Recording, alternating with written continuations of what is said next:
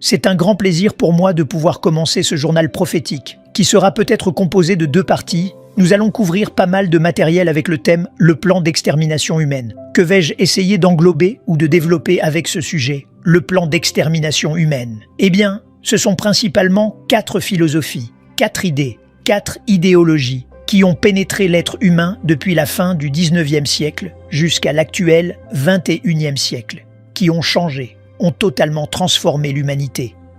Et pour cela, nous devons comprendre que nous sommes entourés d'un monde invisible, spirituel, où des entités spirituelles ont une influence sur nous en tant qu'êtres humains. Ainsi, ces idées que nous allons traiter, ou ces philosophies qui sont principalement la théorie de l'évolution ou l'idée de l'évolution, l'eugénisme, l'athéisme et le communisme, sont les 4 philosophies ou les 4 idées que je veux traiter avec ce thème de l'extermination humaine et pouvoir rappeler que cela ne vient pas seulement de l'air, c'est-à-dire que les idées sont influencées par quelque chose ou par quelqu'un.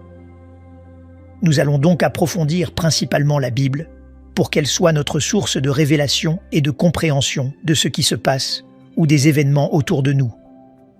La Bible nous révèle que dès le début de la création, le premier couple humain a été attaqué avec une idée, avec une insinuation, avec des pensées qui tentaient quoi? D'avorter le plan de Dieu pour nous en tant qu'êtres humains. Et voyons-le dans le chapitre 3 de la Genèse, le verset 5 principalement, où après que Dieu a donné l'ordre à Adam et Ève de ne pas manger de cet arbre, l'arbre de la connaissance du bien et du mal, les êtres humains devaient comprendre à ce moment-là que nous n'étions pas des dieux, que nous étions des créatures créées par Dieu et, en tant que telles, moralement responsables de nos actions, pour le bien et pour le mal. Toutes les créatures que Dieu a créées avant nous, les anges, ont été créés aussi avec la liberté. Avec la liberté de quoi? Avec la liberté de pouvoir prendre des décisions par lesquelles vient la responsabilité entre le bien et le mal devant Dieu. Ainsi, nous devons analyser que cette insinuation, cette idée que Satan, l'ange déchu, Lucifer, le prince de ce monde, a transmise ou placée dans l'esprit du premier couple humain, a eu des répercussions à travers toute l'histoire. Mais principalement, je pense peut-être que comme il sait qu'il lui reste peu de temps, comme le dit Apocalypse chapitre 12, il a accéléré la destruction de l'être humain de diverses manières, et l'une des principales façons dont il opère chez l'être humain est à travers notre esprit, car c'est ici, dans l'esprit, que se trouve la guerre entre le bien et le mal. Donc, s'il y a des idées qui peuvent entrer dans votre esprit et qui peuvent vous détourner, vous dénaturer ou vous écarter des pensées de Dieu, nous savons clairement que ce sont des pensées, que ce sont des idées qui ont pour but de pouvoir mener votre esprit à un degré, et je ne veux pas exagérer, finalement de folie, car la folie est le degré final où l'être humain, en croyant que nous sommes des dieux, peut arriver, comme nous allons le démontrer à travers ces 2 journaux prophétiques. Satan leur a dit « Dieu sait-il que le jour où vous mangerez de cet arbre, vos yeux s'ouvriront et vous serez comme Dieu, connaissant le bien et le mal. » Qu'y avait-il derrière ces paroles? Qu'y avait-il derrière cette attaque? Qu'y avait-il derrière ces insinuations? Il y avait 3 objectifs principaux. Prêtons beaucoup d'attention. Numéro 1, Satan leur disait « Vous n'avez pas besoin qu'un Dieu vous gouverne. » En d'autres termes, vous êtes des dieux. Vous pouvez établir les règles. Vous pouvez dorénavant vous autogouverner sans l'aide extérieure d'aucune entité spirituelle. Numéro 2, il leur dit qu'ils avaient le potentiel de devenir des dieux. C'est-à-dire que vous pouvez non seulement être un couple humain, mais vous avez le potentiel pour être des êtres supérieurs et, par rapport à la façon dont ils ont été créés, l'insinuation était qu'ils pouvaient améliorer encore la création que Dieu avait faite. Et en 3e lieu, cette insinuation contenait aussi cet objectif. Vous avez aussi la capacité de discerner entre le bien et le mal. Vous n'avez pas besoin que Dieu vous dise « ceci est bon, ceci est mauvais ». Non, non, vous pouvez le décider. Et bien sûr, je m'avance un peu. C'est ce à quoi le 21e siècle a mené l'humanité. Rappelons-nous qu'il y a peu, avec la fameuse pandémie, est arrivée la fameuse philosophie, idéologie, les idées dont nous savons maintenant d'où elles provenaient pour développer l'idéologie du genre. Commencez à dire à l'être humain « Ce n'est pas que vous n'êtes pas vraiment des hommes, vous n'êtes pas du sexe que Dieu a créé. Vous n'êtes pas des femmes. Toi, en tant que femme, tu tu peux aussi être un homme, et toi, en tant qu'homme, tu peux être une femme. Et nous voyons de quelle manière l'attaque venait. Et il est intéressant que ce soit au cours de ces dernières années, pour pouvoir nous désorienter quant à notre identité avec laquelle Dieu nous a créés, tant génétiquement que biologiquement. Et ainsi nous voyons que malheureusement ce premier couple a cru ce mensonge, comme l'être humain l'a cru à travers tous les siècles. Et depuis lors, l'humanité, pour avoir cru ce mensonge, nous sommes arrivés au XXIe siècle, presque à l'extermination de la race humaine. Je m'avance un peu, mais nous le vérifierons dans la seconde partie de ce journal. Maintenant, voyons aussi qu'à travers cette idée, les Césars romains, souvenons-nous, se sont fait dieux. Ils ont commencé à proclamer au monde gréco-romain qu'ils étaient des dieux. Ainsi, littéralement, Caligula surtout, n'est-ce pas? César Auguste. Tous ces Césars sont arrivés à un point de folie, de démence, où ils ont pu assumer la personnalité d'un dieu. Les pharaons en Égypte, beaucoup de rois, les tsars en Russie aussi, où ils arrivent à un point où ils n'ont plus de compte à rendre à personne. Ils exploitent le peuple. Ils commencent à essayer simplement de faire leur propre empire, leur propre tour de Babel, et d'arriver à un monde où ils en viennent réellement à croire qu'ils sont des dieux. Voyons cela en premier lieu pour que nous puissions le comprendre dans la chute de Satan, dans le livre d'Ésaïe, dans l'Ancien Testament, chapitre 14, versets 12 à 14. Il est dit ainsi. « Te voilà tombé du ciel, astre brillant, fils de l'aurore. Tu es abattu à terre, toi, le vainqueur des nations. » Ici, je fais une parenthèse rapide. Je veux intercaler le fameux enseignement qui est dans la Bible, que beaucoup n'ont ni reçu ni approuvé, que le monde a été habité, la planète Terre a été habitée avant nous par les anges. Eh bien, cela nous pouvons le voir dans Job chapitre 38, où il est déjà décrit que lorsque Dieu faisait la terre, concevait les dimensions de la terre, les mesures de la terre, les anges étaient avec lui, se réjouissant de la création du monde, le monde dans lequel toi et moi vivons actuellement. Ainsi, l'existence de la planète Terre a des milliards d'années, démontrée par l'archéologie, la paléontologie, l'anthropologie, etc., etc. Mais l'être humain, nous, en tant qu'êtres humains, nous allons arriver presque aux 6000 ans d'histoire. Donc la Terre, la planète a des milliards d'années. Comme je le répète, cela a été découvert à travers les différents domaines de la science, mais l'être humain a approximativement, où nous allons déjà arriver aux 6000 ans d'histoire depuis la création du Jardin d'Éden. Mais il est dit ici dans ce chapitre 14 d'Ésaïe, retournons au verset 13. « Tu disais en ton cœur, je monterai au ciel, j'élèverai mon trône au-dessus des étoiles de Dieu. Je m'assiérai sur la montagne de l'Assemblée, à l'extrémité du septentrion. » Nous voyons donc quelle fut l'origine, quelle fut réellement la cause, la motivation que cette créature appelée Lucifer ou Hillel en hébreu a eue lorsqu'il est tombé de la grâce de Dieu, lorsqu'il fut réellement rempli du péché de l'orgueil. L'orgueil, la Bible dit que c'est l'une des plus grandes raisons qui puissent exister pour que l'être humain puisse se dénaturer, sortir du chemin de Dieu. Et où nous mène le péché d'orgueil? Où nous mène le péché de fierté? Eh bien, à nous faire croire que nous pouvons nous gouverner, que nous n'avons besoin d'aucune entité spirituelle externe pour pouvoir réellement définir et déterminer entre le bien et le mal. Ainsi, cette idée est celle qui a imprégné toutes les civilisations. Nous n'avons pas besoin de Dieu, nous allons nous gouverner. Mais elle a eu son apogée, j'insiste encore, à la fin du XIXe siècle et au XXe siècle, avec l'eugénisme, avec la fameuse théorie de l'évolution, avec le communisme et avec l'athéisme, qui furent les 4 idéologies, philosophies, qui ont complètement décomposé l'être humain jusqu'au XXIe siècle. Que veux-je dire par là? Que l'être humain n'arrive pas seulement là où il est arrivé du jour au lendemain, il y a toujours eu un processus avant pour pouvoir arriver et culminer dans la façon dont nous avons pensé, laquelle déterminera notre conduite tôt ou tard. Il est dit, par exemple, dans le livre aux Colossiens, dans le Nouveau Testament, l'apôtre Paul nous prévenant au sujet de cette façon de penser et des idées qui n'ont pas leur origine dans la parole de Dieu et qui tôt ou tard nous mèneront à un plan où nous finirons par nous convaincre que nous sommes réellement des dieux. Il est dit dans Colossiens 2, verset 8, Prenez garde que personne ne fasse de vous sa proie. Par quel moyen?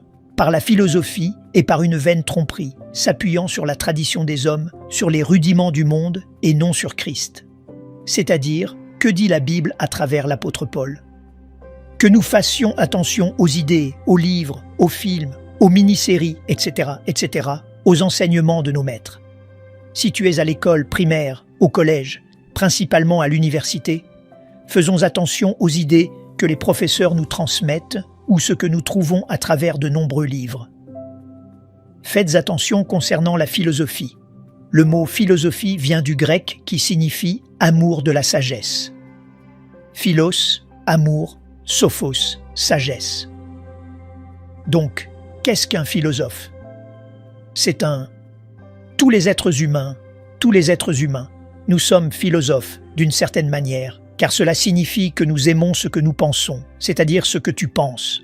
Ce qui en vient à gouverner ton esprit, tu en viens à l'aimer. Et comme tu en viens à l'aimer, tu le mènes à l'acte, tu le mènes à l'action. Donc, nous faisons, ou nos actions manifestent nos pensées, car ce sont finalement les pensées qui déterminent notre manière de vivre, notre psychologie ou notre conduite. Ainsi, on nous avertit, faisons attention aux idées qui ne proviennent pas de la Bible. Des idées d'où? Eh bien, d'hommes comme Confucius, Karl Marx, Charles Darwin, Friedrich Nietzsche, Friedrich Engels, etc., ou de grands conquérants, Napoléon Bonaparte, Alexandre le Grand, les Césars romains, etc. Tous ces hommes qui ont existé comme toi et comme moi sur cette planète, qui sont des hommes comme toi et comme moi, nous sommes des êtres humains. Aucun d'eux n'a pu réellement créer les autres. Ainsi, en tant qu'êtres humains, nous sommes tous à un niveau limité de compréhension de d'où nous venons, qui nous sommes, vers où nous nous dirigeons. Par conséquent, nous devons recourir au Créateur, à l'origine de l'univers révélé dans les Saintes Écritures, pour que nous puissions commencer à comprendre les idées qu'il a de nous, les idées et le but pour lequel il a créé le monde, et pouvoir entrer dans son plan de rédemption pour le communiquer aussi par l'évangile de la grâce de Dieu au monde entier. Et nous avons aussi un autre avertissement. L'apôtre Paul, dans sa première lettre à Timothée, chapitre 6, versets 3 à 5, dit ainsi, 1 Timothée 6, de 3 à 5. Si quelqu'un enseigne de fausses doctrines, écoutons très bien. Si quelqu'un enseigne autre chose et ne s'attache pas aux saines paroles de notre Seigneur Jésus-Christ et à la doctrine qui est selon la piété, il est enflé d'orgueil, c'est-à-dire il s'est enorgueilli, il ne sait rien, et il a la maladie des questions oiseuses et des disputes de mots, d'où naissent l'envie, les querelles, les calomnies, les mauvais soupçons, les discussions vaines d'hommes qui ont l'intelligence corrompue, qui sont privés de la vérité, et qui croient que la piété est une source de gain. Éloigne-toi de telles personnes. Ainsi donc, la Bible est très claire, n'est-ce pas? Quant à nous orienter sur le fait que nous devons traverser ce monde, nous sommes des pèlerins. Tôt ou tard, tu vas mourir, je vais mourir. La génération qui se trouve autour de nous, nous devons tous mourir. Et dans cette traversée et dans ce passage, dans ce pèlerinage à travers le monde, nous devons faire attention aux voix que nous écoutons. Jésus-Christ a dit dans Jean chapitre 10 de l'évangile de Jean, « Mes brebis, ceux qui m'ont cru entendent ma voix et me suivent, et je leur donne la vie éternelle. » Ainsi, nous avons une seule vie pour déterminer, en tant qu'agents moraux responsables que nous avons été créés, quelle voix nous allons écouter. Et les voix que nous écoutons pendant tout notre cheminement dans le monde vont déterminer la forme de notre comportement, la forme de nos actions, la forme dont nous allons nous conduire, la forme dont nous allons percevoir le monde, la forme dont nous allons traiter notre épouse, l'époux, nos enfants, la forme dont nous allons gérer les affaires. Cela va déterminer absolument tout ce que nous sommes appelés à pouvoir réaliser dans cette vie avec Dieu ou sans Dieu. Tout dépend des voix que nous écoutons. Très bien. Quelle a été la première théorie, la première philosophie, la première idée qui est celle qui a causé le plus de dommages à l'être humain au cours des 2 derniers siècles? Il dit, je pourrais dire à la fin du 19e siècle, le 20e, et elle a affecté d'une manière terrible la façon de penser plus que jamais de toutes les personnes du 21e siècle. Cela a été la fameuse théorie de l'évolution de Charles Darwin. La théorie de l'évolution a enseigné ou postulé une théorie anti-scientifique. Écoutez ce que nous disons. C'est pour cela que c'est une théorie. Même si l'on est arrivé à l'audace, à l'effronterie, à la malhonnêteté des scientifiques et des professeurs dans les universités, dans les collèges, dans les principaux centres d'enseignement dans le monde, ils sont arrivés au point d'oser dire que la théorie de l'évolution est scientifique. Et quand il y a un dicton qui dit que le secrétaire de la propagande du nazisme d'Adolf Hitler, Joseph Goebbels, a postulé, il a commencé à enseigner que lorsqu'un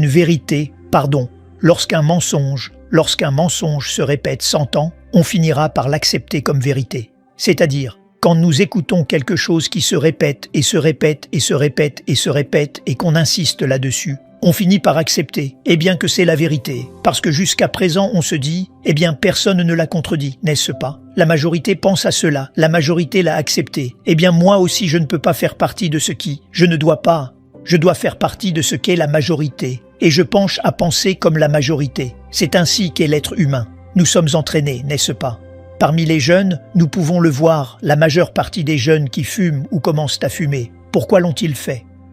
Parce que la majeure partie de leurs amis fument, et tous fument. Je ne veux pas me sentir isolé de mon groupe. Je vais fumer aussi pour ne pas me sentir différent des autres. Et ainsi avec tout, n'est-ce pas? Avec les drogues, etc., etc. C'est le courant dont parle Éphésiens chapitre 2, l'apôtre Paul, que suit l'être humain, un courant qui va de haut en bas et ils ne savent pas qu'il les mène, qui semblent être des chemins qui paraissent droits, mais leur fin est un chemin de mort. Alors cette théorie de l'évolution a postulé, n'est-ce pas? Elle est anti-scientifique. Je veux l'expliquer avant de m'avancer, pour pouvoir l'expliquer davantage, ou la définir. La théorie de l'évolution est anti-scientifique, pour que tu l'entendes bien et que tu le dises à ton professeur si tu es à l'université ou à tes amis. En premier lieu, parce que la génétique, lorsque l'ADN ou l'acide désoxyribonucléique a été découvert en 1954, il a été déterminé clairement que deux espèces ne peuvent pas se mélanger, ou en d'autres termes, le sperme d'un chien restera chien de tous les canidés. Il ne peut pas se mélanger avec les félins, ni avec les équidés, ni avec les bovins. Une vache est une vache. Une vache ne peut pas se mélanger avec un âne, ni non plus un cheval avec une autre espèce, parce que l'ADN ou la molécule d'acide désoxyribonucléique le détermine, qui est la molécule découverte en 1954 par le Dr Crick, et un autre médecin à qui on a donné le premier prix Nobel de médecine pour cette fameuse découverte. C'est donc contraire à la biologie, n'est-ce pas? La biologie nous montre aussi clairement que les acides aminés, qui sont presque comme les briques de la vie, ont empêché, empêchent et empêcheront l'évolution. Nous avons déjà la génétique. Génétiquement, l'évolution est impossible, ni qu'un sperme ou le mélange d'une espèce avec une autre espèce, la biologie. Et en troisième lieu, la deuxième loi de la physique, qui est la thermodynamique. La thermodynamique, ce sont deux lois, et la deuxième loi établit que tout absolument dans l'univers tend à la détérioration, à la destruction, à la décomposition. Le Soleil perd des tonnes, des millions de tonnes de masse chaque seconde. Tout doit se décomposer. Je dois peindre la maison, nous devons faire l'entretien de notre corps parce que tous les jours, nous mourrons au niveau cellulaire. Enfin, c'est ce qu'établit la deuxième loi de la thermodynamique de la physique, qui est celle qui régit presque toutes les autres lois de la science. Ainsi, comment est-il possible qu'ils osent dire que la théorie de l'évolution est scientifique?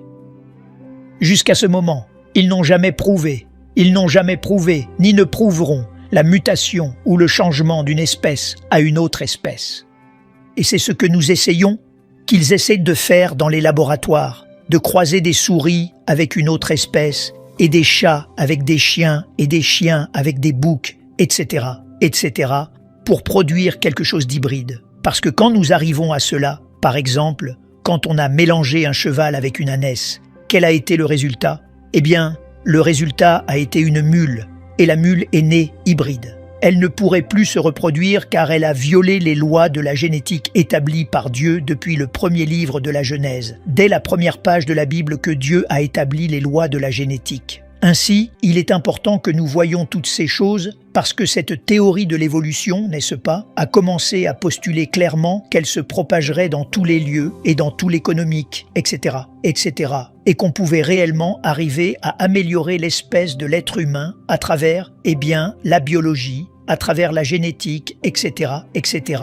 Et cela a donné lieu à l'eugénisme que nous allons traiter, et aussi au communisme et à l'athéisme dans le prochain journal prophétique. L'eugénisme, n'est-ce pas, qui est l'idéologie qui cherche à améliorer les caractéristiques héréditaires à travers l'espèce humaine, par la sélection de personnes considérées aptes, c'est-à-dire de personnes qui n'ont pas de défauts physiques pour pouvoir se reproduire. Nous allons le voir avec beaucoup de calme et avec plus de profondeur dans le prochain journal. Mais ce fut précisément ce qui a mené les nazis au siècle passé pour que Adolf Hitler en vienne à croire qu'il pouvait améliorer la race humaine. Il l'a appelée la race nordique. Après, il a changé pour la race germanique, qui serait la race blanche, les yeux bleus, blonds, et que tous les autres qui étaient défectueux, il fallait les exterminer. Ainsi, voyons de quelle manière l'être humain a développé en croyant que nous n'avons pas été réellement créés par Dieu, en croyant que nous sommes des dieux, en croyant que nous pouvons déterminer et décider ce qui est bon et ce qui est mauvais, en croyant que nous avons le potentiel de nous améliorer nous-mêmes, ce à quoi nous sommes arrivés au XXIe siècle. Mais nous vous attendons avec beaucoup plus d'informations dans la seconde partie de ce journal, le plan de l'extermination humaine. Que Dieu vous bénisse. Nous aimerions vous donner l'opportunité de faire de Jésus le Seigneur de votre vie. Voulez-vous bien prier avec moi? Dites Seigneur Jésus, je me repens de mes péchés. Viens dans mon cœur. Je fais de toi mon Seigneur et Sauveur. Et merci Seigneur pour le baptême du Saint-Esprit en moi. Dans le nom de Jésus. Par cette simple prière, nous croyons que le Saint-Esprit vous conduit sur le chemin de la nouvelle naissance. Allez dans une bonne église dont le fondement est la parole de Dieu, passez par les eaux du baptême et donnez à Dieu la première place. Nous espérons de tout cœur que ce message vous encouragera. Si vous connaissez quelqu'un qui puisse être encouragé, s'il vous plaît, envoyez-le lui pour nous aider à atteindre plus de gens et à propager l'Évangile.